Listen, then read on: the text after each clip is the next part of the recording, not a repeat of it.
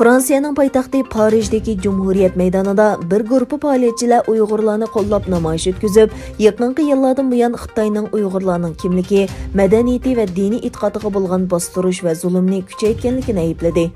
Faoliyatchilar mundaq deb ko'rsatdi: 100 minglagan kishi Sharqi Turkiston rayonidagi paxta idizida ishlashga majbur bo'lgan.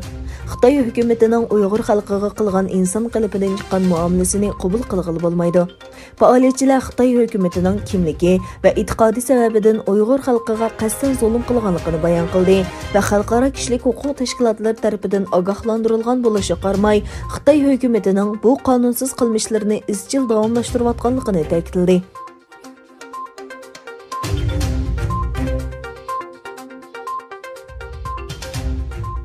Amerikaning Birleşken Devletler Teşkilatı'da turishliq vakili Mark Kassayri 12 mart Birleşken Devletler Teşkilatı Huquq Kengashining yig'inida Xitoyning etnik va diniy asonliq millatlarni xo'rlash, jumladan Sharqi Turkistondagi Uyg'urlarga qarata insoniyatga qarshi jinoyat va irqiy qirg'inchilik sodir qilish bilan ayblagan. Shuningdek, yana Xitoyning Tibetlarga qattiq cheklama qo'yganligini tanqidlagan. Bu Amerika vakilining tunji qitim Xitoyni Birleşken Devletler Teşkilatı'da Uyg'urlarga irqiy qirg'inchilik qilish bilan ayblashidir. Reuters agentligining xabar qilishicha, Mark Kassayri mundaq degan: "Biz Xitoyning Sharqi Turkistondagi etnik va diniy asonliq millatlarga qarata ilib borgan insoniyatga qarshi turish jinoyati va irqiy qirg'inchilikni o'z ichiga olgan xo'rlashni, shuningdek Tibetdagi qattiq cheklamalarni ayblaymiz." Yig'inda yana Angliya vakili Julian Bersevitmo Sharqi Turkistonda yuz berayotgan keng ko'lamlik va sesimliq kishilik huquq tafsirchiliklardan andisha qilayotganligini bildirgan.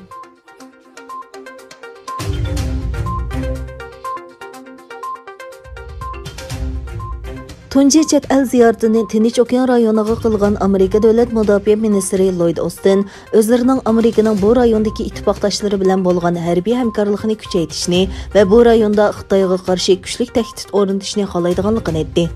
Austin Tinch okean safarini Amerikada Hind Tinch okean armiyasi qo'mondonlik shtabi joylashgan Havay orolidan boshladi. Amerika O'rta Sharqdagi terrorlik tashkilotlariga qarshi kurash qilayotganda Xitoyning harbiy iqtidorini zamonaviylashtirayotganligini tilga olgan Austin, bizning hozirgi raqobat afzalligimiz yo'qolyotdi. Afzallik yanada bizda. Biz kelgusidagi afzalligimizni oshiramiz dedi. Austin o'zining Tokyo, Seul va Yangi Dehlidagi mansabdoshlari bilan ko'rishadiganligini tushuntirib mundaq dedi: "Bizning maqsadimiz Xitoyga yoki Amerikaga jang e'lon qiladigan boshqa kuchlarga qarshi kuchli tahdid o'rnatish iqtidori va mashg'ulot planlarimizning bor yo'qligini jazmlashtirish." U tashqi ishlar ministri Antony Blinkenning Tokyo va Seuldagi yig'inlarda o'ziga hamroh bo'ladiganligini aytdi.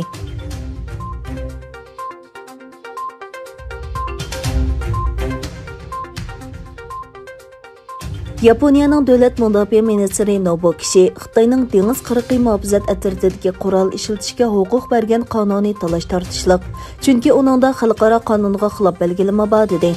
Yaponiyaning davlat mudofaa ministri Nobuo Kishi Xitoy dengiz qirg'i muhofazat atrofining chet el paraxodlariga qarshi qurol ishlatishga huquq bergan qonunidan andisha qiladiganligini bildirdi.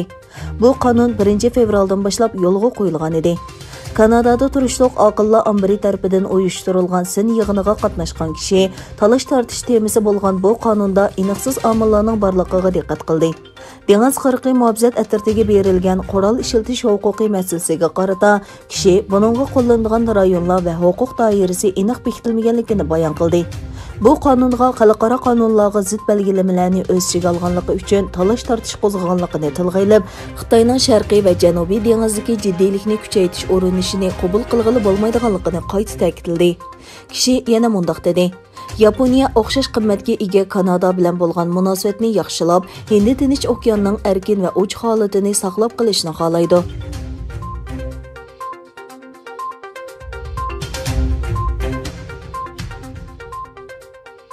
Bermuda tönögün ötküzülgen siyasi özgürüşke qarşı namayışqa bexatarlik qismlarining qurolliq arilishi natijasida kam deganda 38 odam qazo qilgan. Berma siyasi qo'lga ilinganlarga yordam berish tashkilotining bayonotida aytilishicha, askarlar va soqchilar tönögün davlatning nurg'un rayonlarida haqiqiy o'q ishlatib namoyishga mudoxil qilgan. Birma armiyasi o'tgan yili 8 noyabr o'tkazilgan saylamda soxtalık barligini bahona qilib, bu yil 1 fevral hukumatni og'dirib tashlagan edi. Birma xalqi 6 fevral demokratiyaga qaytishini talab qilib namoyish boshladi. Bexatarlik qismlarning qurolliq aralashishi jarayonida hozirgacha 100 dan ortiq namoyishchi hayotidan ayrildi, 1500 dan ortiq kishi qo'lga olindi.